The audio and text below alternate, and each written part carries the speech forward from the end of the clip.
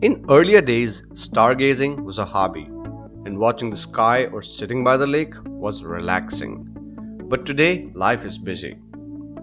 To become a better person in life, one has to be more than being a people's person. It is committing to a healthy solitude diet, one that balances connection with the alone time. In today's connected world, alone time is an indulgence. To develop a rich interior life, we need a dose of solitude, especially when we spend our lives in a state of constant social grooming. So, here are the 7 things that you can do. Daydream. Go hiking. Become honest. Embrace solitude. Drop social media. Supercharge your creativity. And don't be an addict. While daydreaming, the brain activates its default mode network, an intense set of functions that work without our immediate awareness. The DMN is a master making strange new connections. It discriminately considers options that the conscious mind would not. It's this level of brain activity that leads to a surprise or eureka. Daily habits of paradigm-shifting thinkers like Einstein and Newton included solitary walks and time alone. Solitude is in fact a key part of the thinking process. We consider what we have learned from others on our own terms. Pairing collaborative learning with a little bit daydreaming maximizes our mind's potential. A team of scientists tracked 11,000 adults between 2004 and 2010 to find out whether texting and emails could keep depression away, and turns out that becoming the most connected people in history does little for our sense of well-being. A simple walk in the woods can do wonders.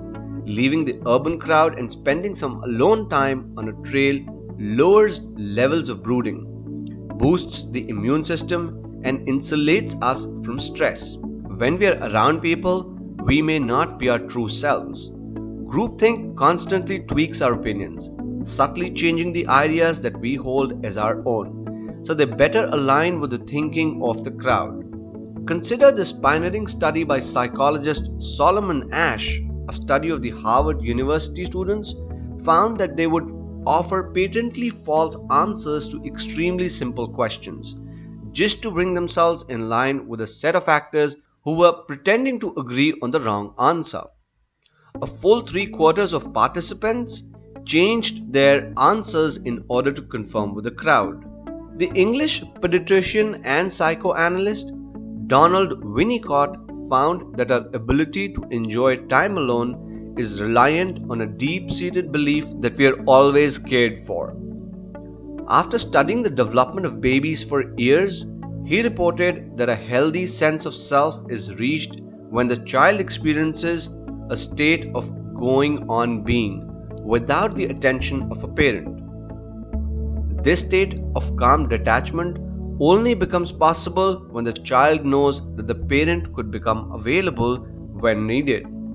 Later in life, those who are content to be alone manage to do so because they have faith that there's always someone who cares, who is just out of sight right now. In 2005, adults were using social media a lot less, but today that number has ballooned.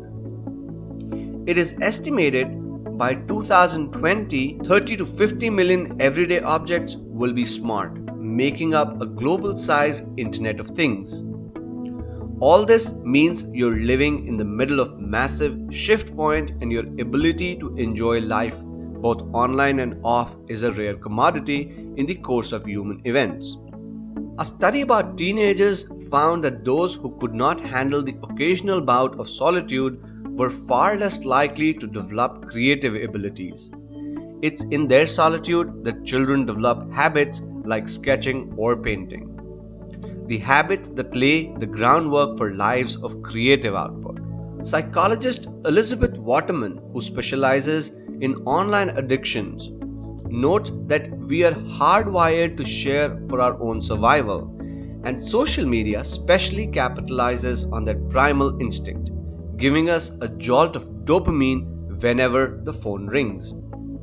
Waterman says it's social media apps that leave people most vulnerable to addiction, like Instagram or Pinterest, or Facebook or Twitter. By contrast, news or sports sites pose far smaller risks. A typical internet user now spends 2 hours on social media every day.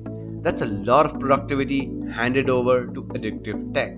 The future belongs to those who can control their social craving and design their own days. So go on, make time for yourself, find your solitude, make yourself a better person.